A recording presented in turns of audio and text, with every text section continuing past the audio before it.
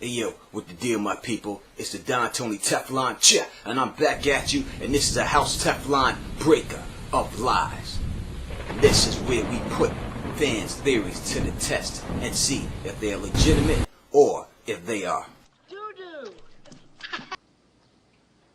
Caca. Shit. What the deal, my people? And I'm back at you with another one, and this one is Littlefinger the Merling King.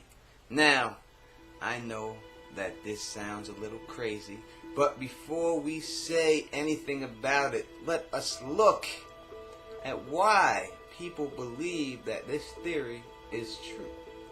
Now, most of this theory is based around the servants of Littlefinger, and that is Varys and Illyrio. And why do they support him, you ask? And it is because they are mermen themselves. Now, let's look at them both for a minute and see if this is true. Now, we have to remember, when Arya is stalking Varys and Illyrio, she noticeably hears water dripping in the distance. She also observes Illyrio and Varys coming up from a well. And then she sees Varys pull a lever from a wall and descends from the well out of sight. Now we know that she tries to track him down, and when she does that, she lines herself in the sewer into a river where she dives in, swims, and gets herself a little clean and washes her clothes. And then she kind of scampers off home. So they just disappear. Next, we must remember that Varys and Illyrio are both noted for their abnormally large size, while it is also noted that they are incredibly light on their feet. This suggests superhuman strength. Now, Varys is noted to have a particular slimy smile. Now, this could be interpreted and means that he does not show his teeth. And it could also be interpreted that he may have very abnormal teeth. Now, we know another character that has particular teeth, and this character is Petyr. And he is also another person who is abnormally large with superhuman strength. Now, we must also note the fact that when the talk of eating people came up, Varys licked his lips. Now, Varys and Illyrio both associate humans with birds naturally, as these are two lower species to them. And this explains the ease in which they are able to chop off children's tongues. Now, we must also remember that when Tyrion meets Varys and threatens to throw him overboard, Varys says this: I don't like threats. Who threatened you? I'm not Ned Stark. I understand the way this game is played. Ned Stark was a man of honor. And I am not. Threaten me again, and I'll have you thrown into the sea. You might be disappointed in the results. The storms come and go. The big fish eat the little fish, and I keep on paddling. Now, we also know that Varys is likely a eunuch. But in this theory, Varys is most likely not a eunuch, as there is a point when he is parleying and talking to Tyrion, and Tyrion notes that his voice seems deeper. Now, if he's a eunuch, wouldn't his voice be higher? Unless this means he is not human at all. Now, since he isn't a eunuch, Varys lack a sensual interest in human females is explained by him being a Merlin.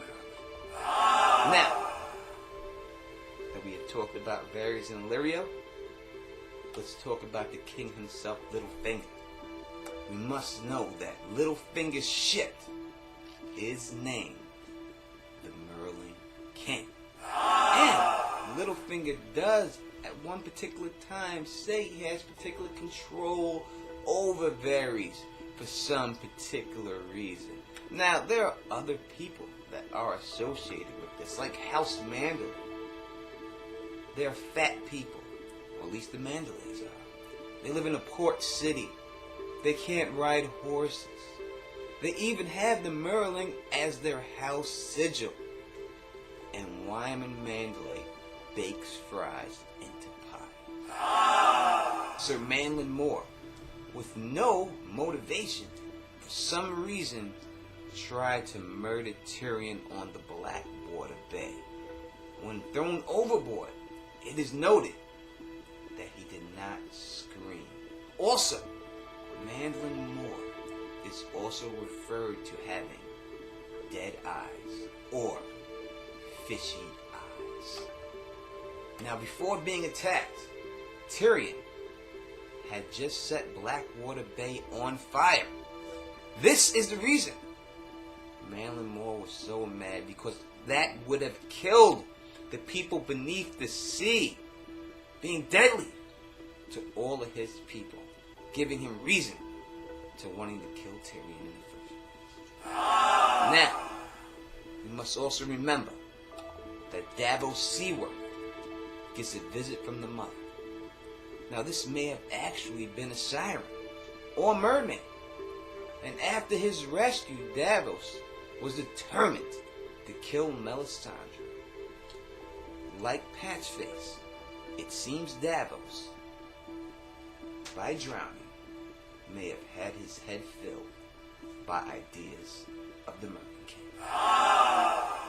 Now, if you want to bring it all together, why would Littlefinger, Varys, and Illyrio want this to happen and have Littlefinger recrowned as the Merling King? Well, it's very easy. Very simple. They want the dragons. Because ice and fire makes water.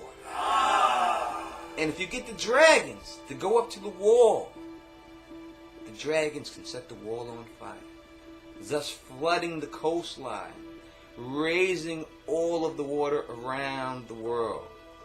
And thus Littlefinger, being the Merling King and having his seat on the Eyrie, would be the king of above the land, of what's left of the land, and all the king of everything beneath the water.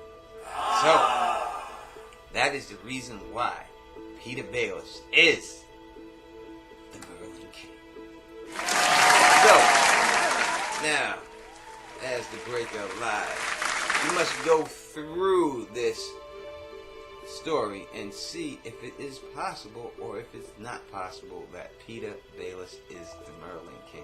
So let's go back at the facts that we have here in this story and see if some of them can be explained away.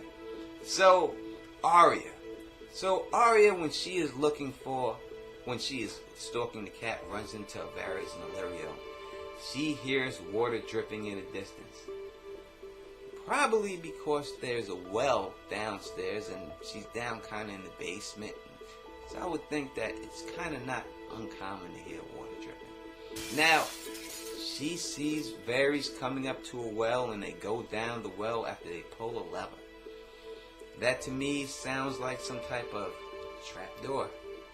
And I don't think, even though she found herself on one side of the trapdoor and found herself in the river, doesn't mean that they found themselves on the same side as her. That's why it's called a trapdoor. Now, Varys and Illyrio are both big and are noted to be incredibly light on their feet. Well, it is also said that, Varys was a thief. He used to climb around stuff. Illyrio was a swordsman. And a very accomplished one. In the books it says that, so maybe that suggests why that is like that. Now, the teeth.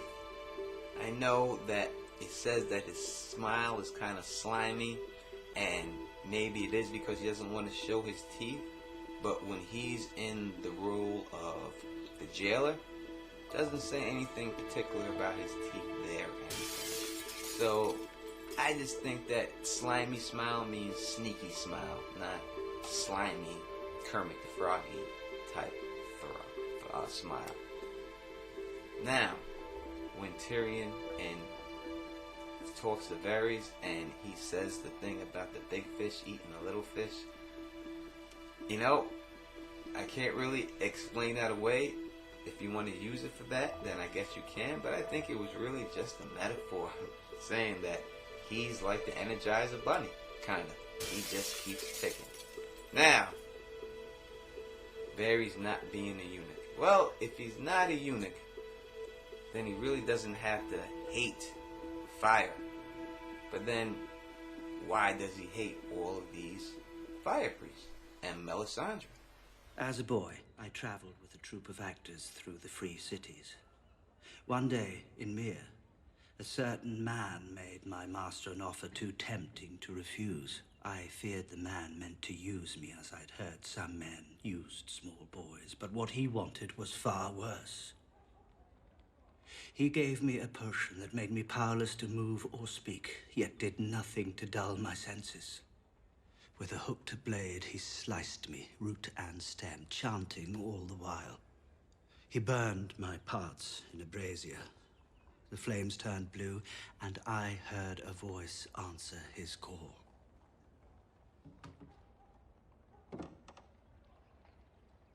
I still dream of that night. Not of the sorcerer, not of his blade. I dream of the voice from the flames. Was it a god, a demon, a conjurer's trick? I don't know. But the sorcerer called, and a voice answered. And ever since that day, I have hated magic and all those who practice it. But you can see why I was eager to aid in your fight against Stannis and his Red Priestess. A symbolic revenge of sorts. Being a eunuch explains all that away. So I believe Varys is a eunuch. Now, Littlefinger. His ship is named the Merling King. Well, it sounds like a good ship. It does sail on water, and he is from Bravos. So naming it the Merling King, I don't think it's too crazy. As for House Mandalay, yes, they are fat. At least a couple of them. Yes, it is a port city. Yes, he cannot ride a horse. And yes, he did break the phrase into a pie. But I don't think he's a fishman. Mandon Moore. Well, having dead eyes or fish eyes, I cannot explain that away. And as for the Davos Seaworth Part 2, getting a visit from the mother, maybe that's the drowned god. If you want to look at it like that, I could see him getting a visit from the drowned god. That is quite feasible, or the mother. So I do believe that there is some substance there. Now, as for the ending, why they would do this, ice and fire mix water to raise the coastline so Petyr Baelish can just be there. I don't think so, because I don't think he is a Merling King. And if he's the king of underwater, why does he want to be in the Eyrie where they're on top of water? Wouldn't he want the whole planet sunk so he could be the king of everything? He just want to be the only Merling on that little peak of non-water and just chill there. And why would you want that? There's no economy anymore. There's no anything. It's all beneath the water. So all this grain gathering, all this coins means nothing. He just really wants to eat people in the end. I think it would just be a little bit too big of a switch for George R.R. Martin to pull that up. So, on the Teflon Don scale of theories, I would have to say this theory is caca. And that's all I got to say about that. So, if you like the way I do this, please thumbs up it. Please share this with your friends, and please spread this across the realm. And you know what you gotta do. Subscribe and hit a brother up on Patreon. Help a brother out. And until next time, you know who it is. Peace! And stay safe.